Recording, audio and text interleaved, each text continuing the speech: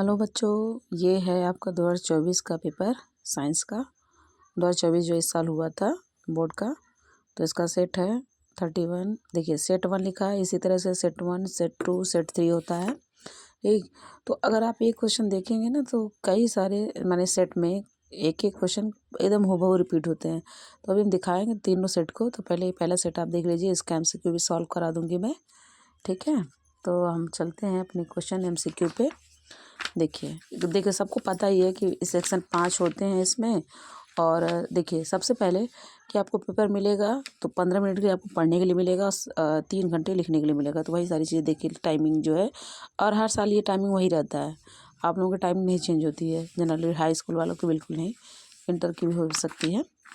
तो यहाँ पर वही है कि सेक्शन 5 होता है। ए जो है आपका 20 क्वेश्चन जिसमें MCQ, सेक्शन बी जो है आपका 21 से 26 जिसमें 2-2 मार्क्स के होते हैं, और सेक्शन सी 27 से 33 जो कि 3-3 मार्क्स के, और सेक्शन डी 34-36 जो कि 5 नंबर के, और सेक्शन ई 37-39 जो कि 3-3 नंबर के। और सभी आपको करना होता है, ऐसा नहीं कि कोई छोड़ना होता है। अगर कहीं बीच में और लिखा है तो आप स्किप करेंगे, बाकी नहीं। सबसे पहले in the following cases the combination reaction occurring.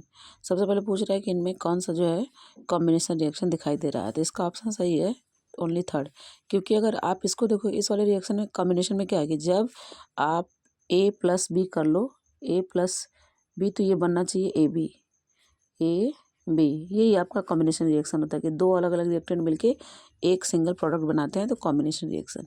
अगर इसमें देखोगे तो ये बनता है आपका Cu+H2O। ठीक, तो 2 प्रोडक्ट बन गए तो ये तो होगा ही नहीं। फिर जिंक का देखेंगे आप, तो जिंक जब रिएक्ट करेगा और इसके साथ कार्बन मोनोऑक्साइड बनेगी, 2 प्रोडक्ट बन गए, तो भी ये भी नहीं होगा आपका। और अगर मैं यहाँ पे CH4 को कर दूँ तो ये आपका बनेगा CO2 plus H2O and heat. तो इतना सारा प्रोडक्ट बन रहा है तो कहाँ एक हो रहा है, इसलिए। लेकिन अगर सोडियम और ऑक्सीजन का तो ये सोडियम डाइऑक्साइड बनता है Na2O, तो एक सिंगल बना, इसलिए आपका option only third A option है। ठीक, अब यहाँ पर लिखा है few drops of turmeric solution are added to a colourless liquid, if the colour liquid becomes red the liquid में बी। कह रहा है कि अगर एक टर्मरिक जो है डाला जाए किसी सोल्यूशन में तो कलरलेस वो लिक्विड है एक्चुअली में, तो जब डाला जा रहा है टर्मरिक सोल्यूशन तो वो लिक्विड रेड हो जा रहा है। तो इसका मतलब वो क्या होगा, तो आपको पता नहीं कि टर्मरिक जो है एक नेचुरल इंडिकेटर है, और जब भी आप इसे एसिड में डाला तो कोई चेंज नहीं करता, जैसा कलर हो तो वैसा ही रहता है। लेकिन जैसे आप बेस में डालते हो ना तो ये ब्राउन कलर दिखाता है, ब्राउन रेड। तो यही आपका देखिए, ये सारे एसिड हैं, मतलब कि डिस्टिल वाटर तो न्यूट्रल होता है, उसका कोई मतलब नहीं। लेमन जूस और ये हाइड्रोक्लोरिक एसिड है, इसलिए बेस में जाएगा आपका, और अमोनियम हाइड्रोक्साइड जिसको हम NH4OH कहते हैं, जो कि आपका कैसा बेस है, स्ट्रॉन्ग की base, weak base, strong base या वीक बेस बताइए। ये तो आपका वीक बेस है। और फिर वहीं पे लिखा है कि अगला क्वेश्चन कि the acid present in nettle sting is, तो ये आपका मेथनोइक एसिड जिसको आप फार्मिक एसिड कहते हो। मेथनोइक आपका वो होता है, जैसे अगर CH3 और ओइक है ना, तो CH3CO सॉरी CH3CO और H एक्चुअली में इसका HCOOH ये होता है आपका मेथनोइक। क्योंकि मेथ आप लोगों ने IPSC में पढ़ा होगा, मेथ एक ही कार्बन होना चाहिए। नीचे जो मैं लिख रही थी वो एसिटिक एसिड वाला जा रहा था, जो एथनोइक बनता, ये मेथनोइक एसिड है। इसी का ये IPSC में मेथनोइक एसिड होता है, उस तरीके से इसका नाम फार्मिक एसिड होता है, इसी का नाम फार्मिक एसिड भी होता है। तो फार्मिक एसिड आपका नेटल स्टिंग हो गया या एंट हो गया। इनफैक्ट अगर स्पाइडर किसी को काट, सॉरी स्पाइडर कह रहे हैं, वो स्कॉर्पियन जो होता है आपका बिच्छू, वो किसी को काटते तो उसमें भी यही फार्मिक एसिड ही होता है। इसके बाद लिखा है hydrogen which contain 2 carbon single bond and 1 इतना। तो कह रहा है 2 कार्बन बॉन्ड। तो सबसे पहले अगर हम 2 कार्बन बॉन्ड बना दें, 2 कार्बन बॉन्ड बोला है, ठीक, और कह रहा है कि एक से ट्रिपल बॉन्ड। तो अगर मैं इसके अंदर ट्रिपल बॉन्ड लगा दूं तो 2 कार्बन बॉन्ड होगा नहीं, इसका मतलब आगे मैं ट्रिपल बॉन्ड लगाऊं, है ना। तो जब मैं आगे लगाऊं तो बैलेंस करोगे, तो अब तुम्हें पता ही होना चाहिए कि कितने कार्बन है, 4 कार्बन को क्या कहते हैं, ब्यूट। और जब उसमें अनसैचुरेटेड वाला आपका ट्रिपल बॉन्ड है तो आइन लगता है, तो नाम क्या बन जाएगा आपका, ब्यूटाइन। तो ऑप्शन सी ब्यूटाइन। अगला है कि when aqua solution of barium chloride and sodium sulphate react together and insoluble substance along with the aqueous solution of sodium chloride is formed. This reaction is example अभी double displacement का है। जब barium chloride को आप barium chloride है BaCl2 और plus sodium sulphate Na2SO4, ठीक। जब इसको आप कराओगे तो आपका बनेगा क्या है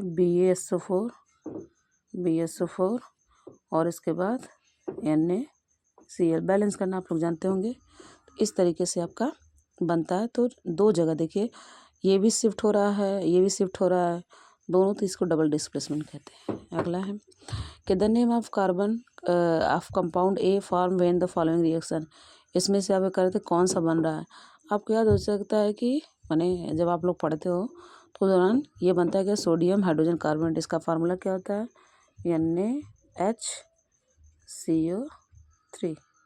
NaHCO3 सोडियम बाइकार्बोनेट या सोडियम हाइड्रोजन कार्बोनेट, इसको दोनों नाम बोलते हैं। आगे लिखा है select the correct statement from the following about this reaction. सबसे पहले ये ध्यान दीजिए कि अगर ऑक्सीजन निकल रहा है, ठीक है, जहाँ से ऑक्सीजन निकला यानी उसका रिडक्शन हुआ, जहाँ पर ऑक्सीजन जुड़ा यानी वहाँ ऑक्सीडेशन हुआ, ठीक है। और जहाँ पर हाइड्रोजन जुड़ा वहाँ पर रिडक्शन, और जहाँ से हाइड्रोजन निकला, जहाँ से आपका हाइड्रोजन जो होता है कि अगर आप उसको जोड़ रहे हो, ठीक है, तो वो रिडक्शन हो रहा है, अगर वो निकाल रहे हो हाइड्रोजन तो ऑक्सीडेशन हो रहा है, ठीक। तो यहाँ पर देखो, यहाँ से ऑक्सीजन निकल रहा है तो इसका मतलब जो कार्बन ऑक्साइड है इसका रिडक्शन हो रहा है, और जिसका रिडक्शन होता है वो ऑक्साइडाइजिंग एजेंट होता है, और जिसका ऑक्सीडेशन होता है वो रिड्यूसिंग एजेंट। तो ये इंटरेस्टिंग है, आप भूलिएगा नहीं, ठीक। तो देखिए यहाँ पर लिखा है CO इज गेटिंग ऑक्साइड, नहीं, अगर इससे ऑक्सीजन एक और अगर जुड़ता है तब ऑक्सीडाइज होता है, तो ऑक्सीडाइज नहीं है, तो ये ऑप्शन गलत हो गया।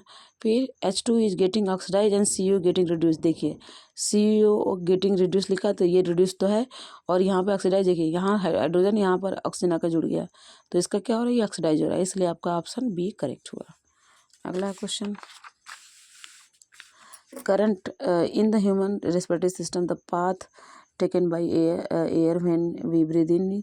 आप सभी को पैटर्न याद होना चाहिए कि पाथवे क्या उसका है। तो ये रहा, सबसे पहले नॉस्ट्रिल आता है।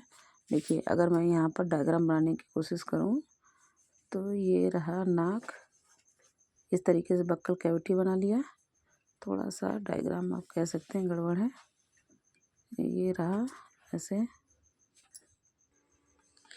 तो ये वाला जो पोर्शन है आपका, ये जो है ना, ये नॉस्ट्रिल है, ठीक है, यहाँ से एयर घुसती है, अब यहाँ से ये आगे आगे बढ़ता है, और ये पूरा बक्कल कैविटी, ये वाला कॉमन प्रोसेस जो होता है आपका, ये यहाँ से पूरा ये आपका फेरेंस होता है, ये आपका फेरेंस होता है।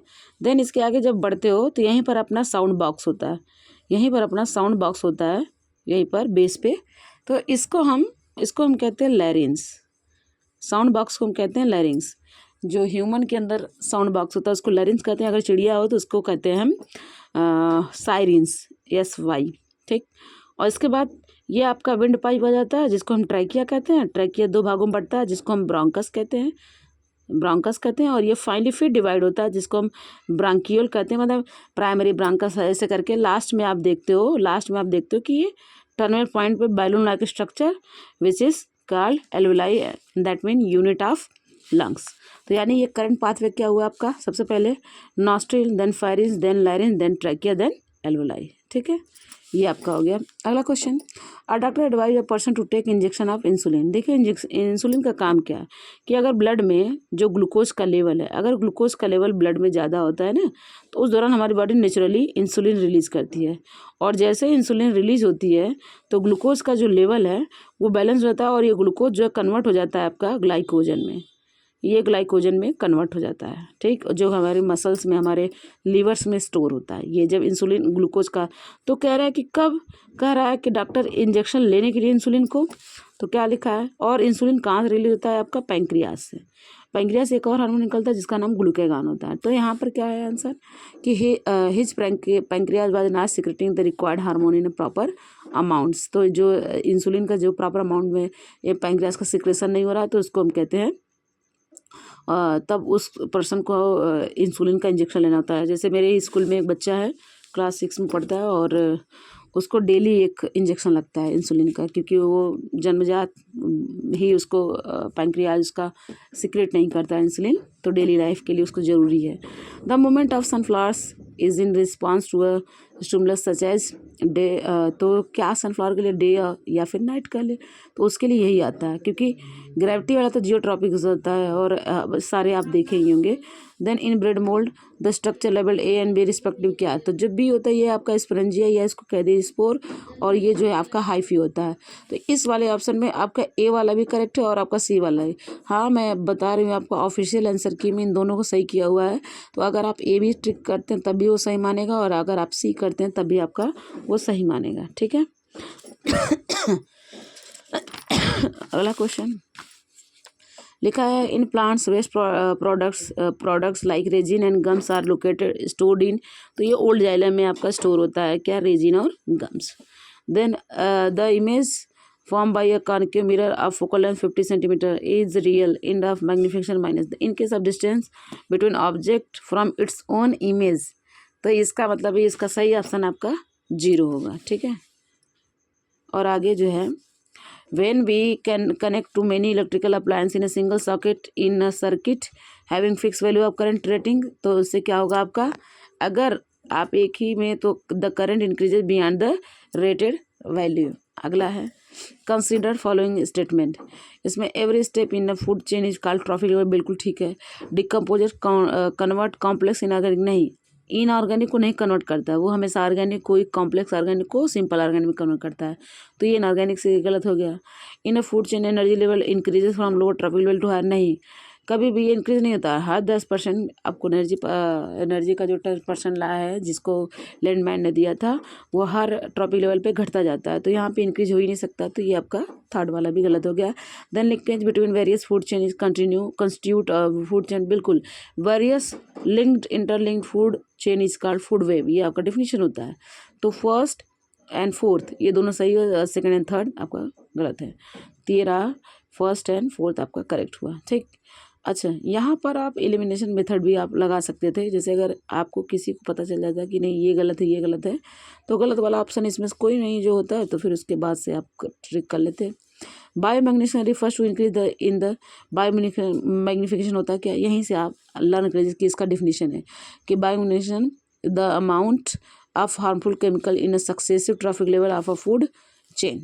तो जितना जैसे कि T1 T2 T3 जो होता है, तो T4 यानी जो सबसे ज़्यादा टॉप पे जाएगा उसमें बायोमैग्निफिकेशन के कारण ही हार्मफुल प्रोडक्ट्स या नॉन बायोडिग्रेडेबल केमिकल्स का ज़्यादा स्टोर होता है। ठीक है। अब यहाँ पे 10% लामत लगा देना क्योंकि वो पेस्टिसाइड है। अगला है आपका assertion and reason. Soap do not form lather, या इसको फोम कहते हैं, विथ हार्ड वाटर, बिल्कुल करेक्ट है। जो साबुन होते हैं हार्ड वाटर के साथ पानी मतलब वो फोम नहीं बनाते हैं या लेदर नहीं बनाते हैं। रीजन क्या करें कि hard water has calcium and magnesium salt dissolve in it which reacting with soap form scum, बिल्कुल ठीक है।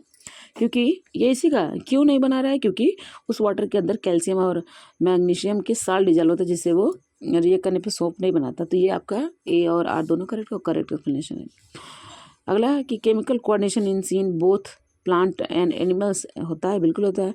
Plant hormone control directional growth whereas animals growth in never seen one direction, दोनों बात सही है, लेकिन ये करेक्ट एक्सप्लेनेशन नहीं है।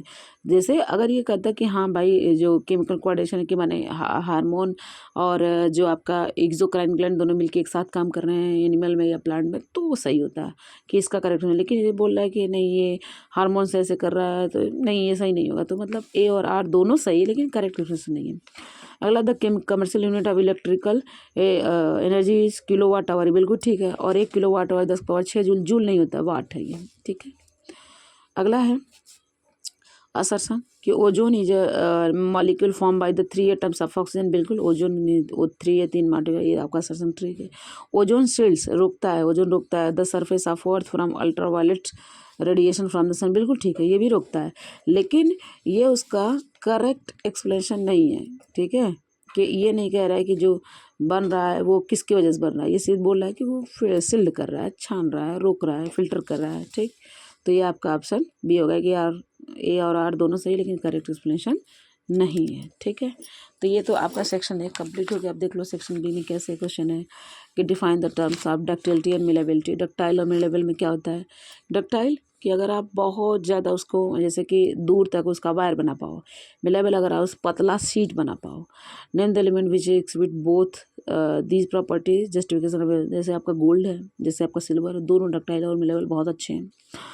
List two ways due to which variation arise in population state the importance of variation। आपको कह रहा है कि वेरिएशन के दो एग्जांपल, सॉरी मतलब कि दो कारण बताओ, जैसे कि इम्पोर्टेंस क्या है वेरिएशन का पॉपुलेशन में। तो इसका कारण यही होता है कि जैसे हर एक जो डीएनए का रिप्लिकेशन होता है वो एग्जैक्ट नहीं हो पाता, कुछ चीज़ जो है पेरेंट से जो बच्चे में अलग होती है, तो जिसकी वजह से वो थोड़ा डिफरेंट लगने लगता है, तो वो कारण क्या है? वेरिएशन का है। अगला है इंडायरेक्शन। आपको ये पता है कि एक्स और वाई पूछा है, लेवल X Y mention to one function of age. ये रहा आपका सेंसरी न्यूरॉन जो सेंस करके आपको आगे बढ़ाएगा इम्पल्स को, जो कि स्पाइनल कार्ड के थ्रू पहुंचेगा, ठीक है। और इफेक्टर जो स्पाइनल कार्ड से मैसेज ले आके इफेक्टर मसल्स को पहुंचाएगा, यही आपको लिखना है। अगला है कि नेम, या इन दोनों को याद करके name the parts of nervous system which is involve in the, देखो मेंटेनिंग बॉडी पोस्चर आपको होता है क्या? सेरिबेलम, ठीक। आंसरिंग क्वेश्चन आपका सेरिबेरम होता है। सलाइवेशन एंड हंगर आपका जो होता है कि मिड ब्रेन का पोर्शन होता है, ठीक है। अच्छा, अब देखो वीडियो जो है ना लंबी हो रही है, तो इन सब का ऑप्शन जो है आगे मैं बात बताऊंगी, बस क्वेश्चन देख लो कि किस तरीके के क्वेश्चन आपका बोर्ड एग्जाम में आया हुआ था, है ना, ठीक है। तो अब आप अगला ही देख लो, ये है क्वेश्चन नंबर 25वां कि डायग्राम आप किस तरीके से रेनबो फॉर्मेशन हो रहा है, आपको अच्छे से बताया गया होगा कि कहाँ से डिस्पर्सन, बहुत बढ़िया एक ड्रॉप बना के अंदर उसके अंदर कलर कैसे डिस्पर्सन होता है, कैसे इंटरनल रिफ्लेक्शन होता है, किस तरीके से रिफ्रैक्शन होता है, ये सारा चीज़ें। Muscle present in the human आई, आपको पता है सिलरी मसल्स होती है जो कि लेंस को पकड़ के एडजस्ट करती है, ठीक है। अब वो क्या हो, ये सारी प्रोसेस है। Vegetarian food habit help in the getting more energy, justify the statement.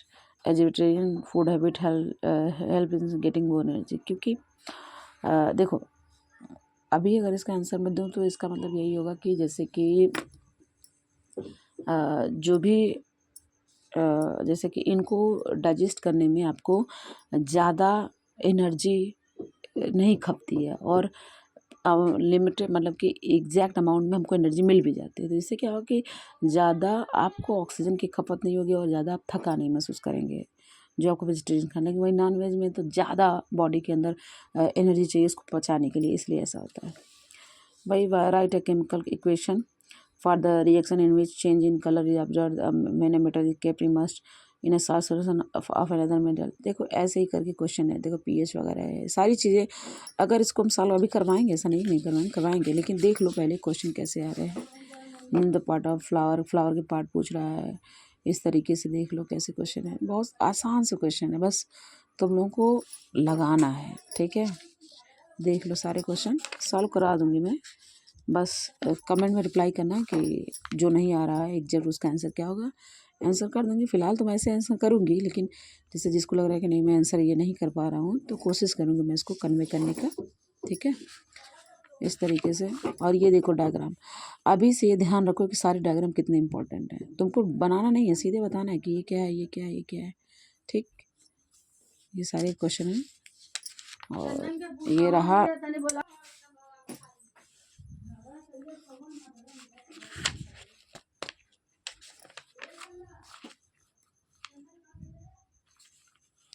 देख लीजिए, सारे क्वेश्चन पेपर हैं पूरा, ठीक। और ये रहा लास्ट, ठीक है। एक चीज़ का वैसे ध्यान रखना तुम लोग, जैसे कि जो नंबर का डिस्ट्रीब्यूशन है ना, ये जो सेक्शन है ये 4 नंबर का है। एक क्वेश्चन ये रहा कि 1 नंबर का पूछा है, ठीक। और यहाँ पर भी 1 नंबर का है ये, और ये 2 नंबर का है। तो जो 2 नंबर वाला है इनमें से दोनों में से कोई एक करना है, ठीक है। तो ये ध्यान रखना।